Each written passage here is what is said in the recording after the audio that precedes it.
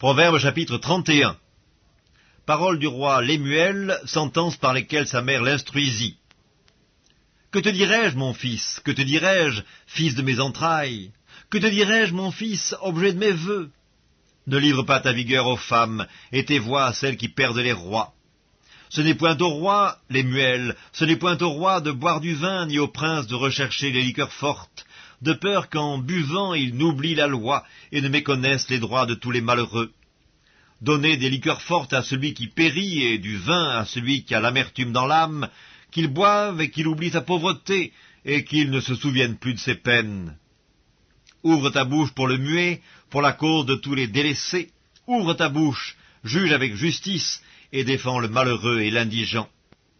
Qui peut trouver une femme vertueuse? Elle a bien plus de valeur que les perles. Le cœur de son mari a confiance en elle, et les produits ne lui feront pas défaut. Elle lui fait du bien, et non du mal, tous les jours de sa vie. Elle se procure de la laine et du lin, et travaille d'une main joyeuse. Elle est comme un navire marchand, elle amène son pain de loin. Elle se lève, lorsqu'il est encore nuit, et elle donne la nourriture à sa maison et la tâche à ses servantes. Elle pense à un champ, et elle l'acquiert. Du fruit de son travail, elle plante une vigne. Elle ceint de force ses reins, et elle affermit ses bras. Elle sent que ce qu'elle gagne est bon, sa lampe ne s'éteint point pendant la nuit. Elle met la main à la quenouille, et ses doigts tiennent le fuseau. Elle tend la main au malheureux, elle tend la main à l'indigent. Elle ne craint pas la neige pour sa maison, car toute sa maison est vêtue de cramoisis. Elle se fait des couvertures, elle a des vêtements de fin lin et de pourpre. Son mari est considéré aux portes lorsqu'il siège avec les anciens du pays. Elle fait des chemises et elle les vend, et elle livre des ceintures aux marchands. Elle est revêtue de force et de gloire, elle se rit de l'avenir. Elle ouvre la bouche avec sagesse, et les instructions aimables sont sur sa langue. Elle veille sur ce qui se passe dans sa maison, et elle ne mange pas le pain de paresse. Ses filles se lèvent et la disent heureuse. Son mari se lève et lui donne des louanges. Plusieurs filles ont une conduite vertueuse, mais toi, tu les surpasses toutes. La grâce est trompeuse et la beauté est vaine. La femme qui craint l'Éternel est celle qui sera louée. Récompensez-la du fruit de son travail, et qu'aux portes, ses œuvres la louent.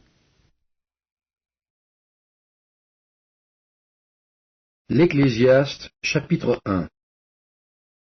Parole de l'Ecclésiaste, fils de David, roi de Jérusalem. Vanité des vanités, dit l'Ecclésiaste, vanité des vanités, tout est vanité. Quel avantage revient-il à l'homme de toute la peine qu'il se donne sous le soleil? Une génération s'en va, une autre vient, et la terre subsiste toujours. Le soleil se lève, le soleil se couche, il soupire après le lieu d'où il se lève de nouveau. Le vent se dirige vers le midi, tourne vers le nord, puis il tourne encore et reprend les mêmes circuits. Tous les fleuves vont à la mer, et la mer n'est point remplie. Il continue où il se dirige. Toutes choses sont en travail au-delà de ce qu'on peut dire.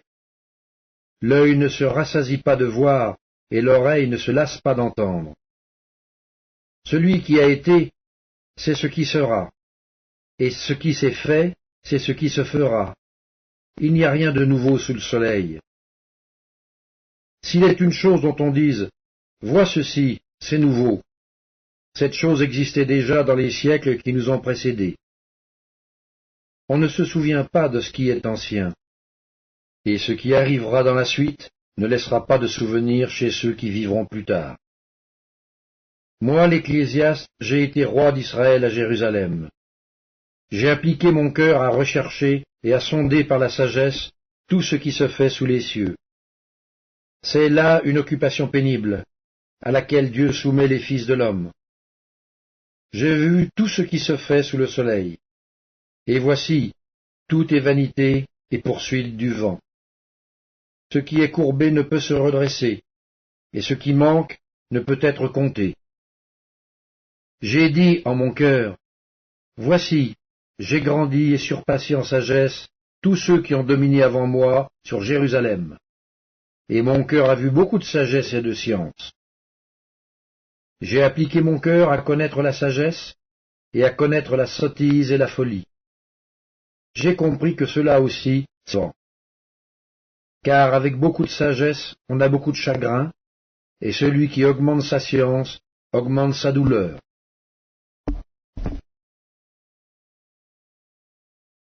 L'Ecclésiaste chapitre 2. J'ai dit en mon cœur, allons, je t'éprouverai par la joie, et tu goûteras le bonheur. Et voici, c'est encore là une vanité. J'ai dit du rire, insensé, et de la joie, à quoi sert-elle? Je résolus en mon cœur de livrer ma chair au vin, tandis que mon cœur me conduirait avec sagesse, et de m'attacher à la folie, jusqu'à ce que je visse ce qu'il est bon pour les fils de l'homme de faire sous les cieux pendant le nombre des jours de leur vie.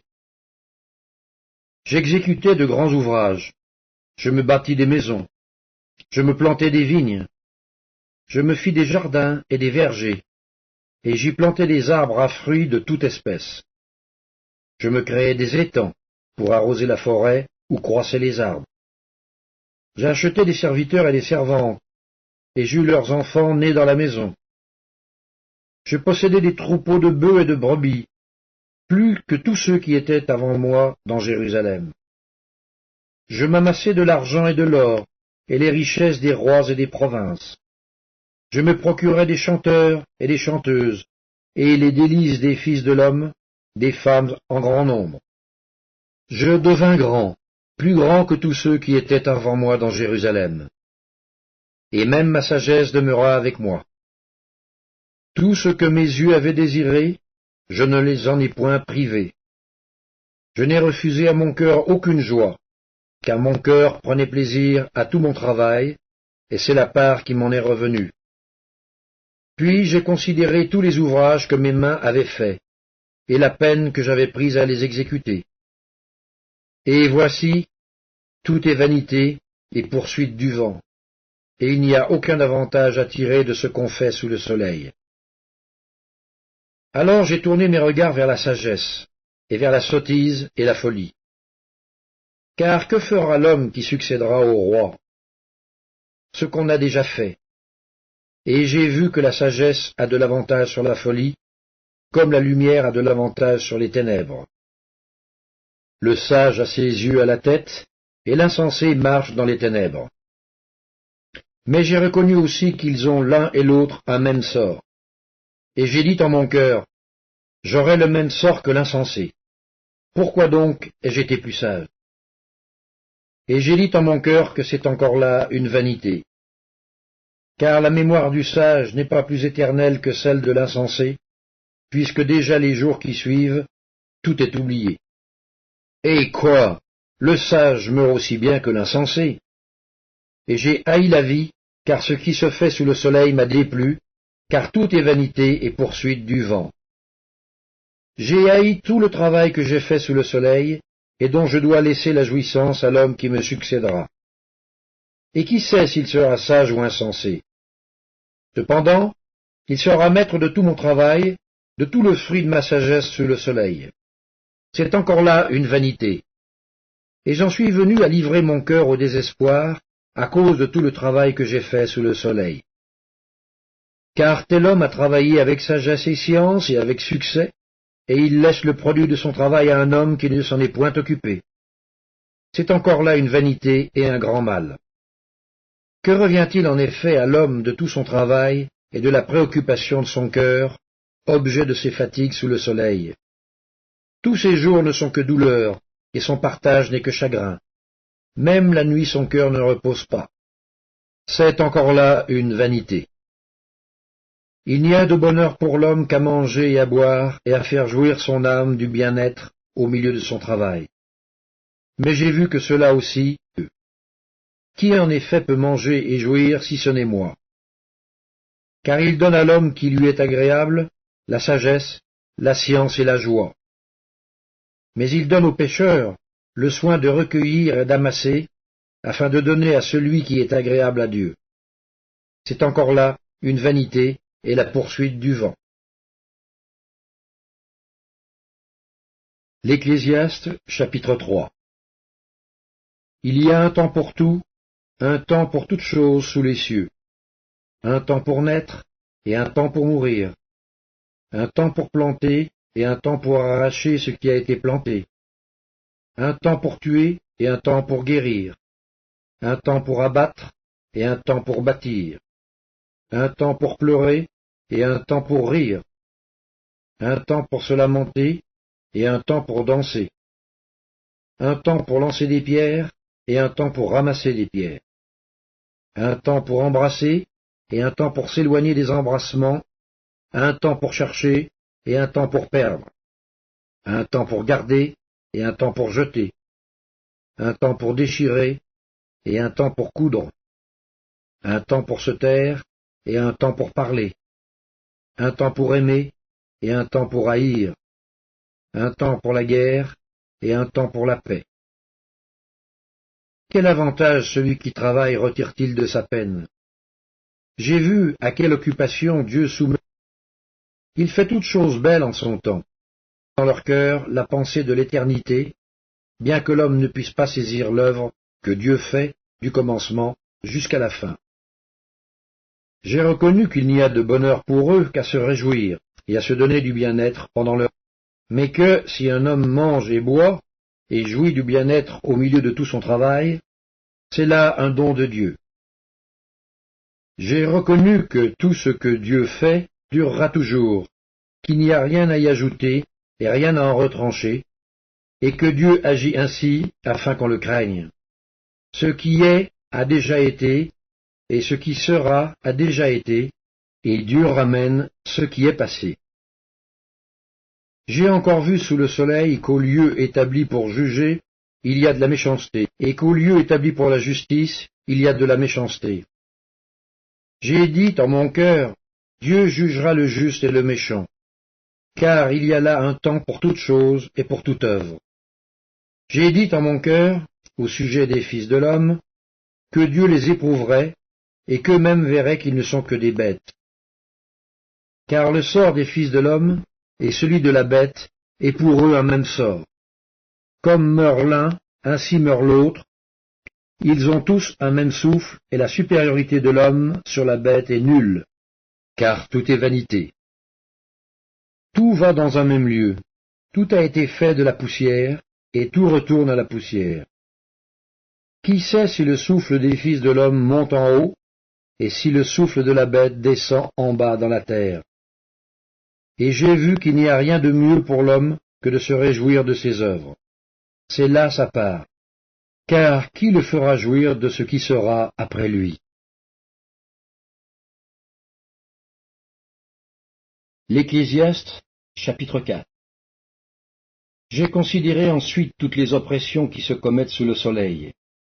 Et voici, les opprimés sont dans les larmes, et personne qui les console. Ils sont en butte à la violence de leurs oppresseurs, et personne qui les console. Et j'ai trouvé les morts qui sont déjà morts plus heureux que les vivants qui sont encore vivants, et plus heureux que les uns et les autres, celui qui n'a point encore existé et qui n'a pas vu les mauvaises actions qui se commettent sous le soleil.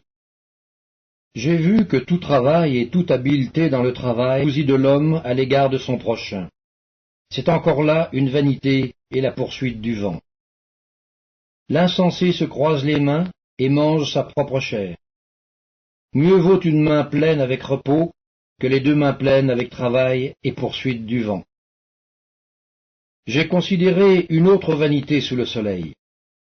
Tel homme est seul et sans personne qui lui tienne de près. Il n'a ni fils ni frère, et pourtant son travail n'a point de fin, et ses yeux ne sont jamais rassasiés de richesse. Pour qui donc est-ce que je travaille et que je prive mon âme de jouissance? C'est encore là une vanité et une chose mauvaise. Deux valent mieux qu'un, parce qu'ils retirent un bon salaire de leur travail. Car si l'un relève son compagnon. Mais malheur à celui qui est seul et qui tombe, sans avoir un second pour le relever. De même, si deux couchent ensemble, ils auront chaud. Mais celui qui est seul, comment aura-t-il chaud? Et si quelqu'un est plus fort qu'un seul, les deux peuvent lui résister, et la corde à 3 fils ne se rompt pas facilement. Mieux vaut un enfant pauvre et sage qu'un roi vieux et insensé, qui ne sait plus écouter les avis, car il peut sortir de prison pour régner, et même être né pauvre dans son royaume. J'ai vu tous les vivants qui marchent sous le soleil entourer l'enfant qui devait succéder au roi et régner à sa place. Il n'y avait point de fin à tout ce peuple, à tous ceux à la tête desquels il était. Et toutefois, ceux qui viendront après ne se réjouiront pas à son sujet, car c'est encore là une vanité et la poursuite du vent. Prends garde à ton pied lorsque tu entres dans la maison de Dieu, et approche-toi pour écouter, plutôt que pour offrir le sacrifice des insensés, car ils ne savent pas qu'ils font mal.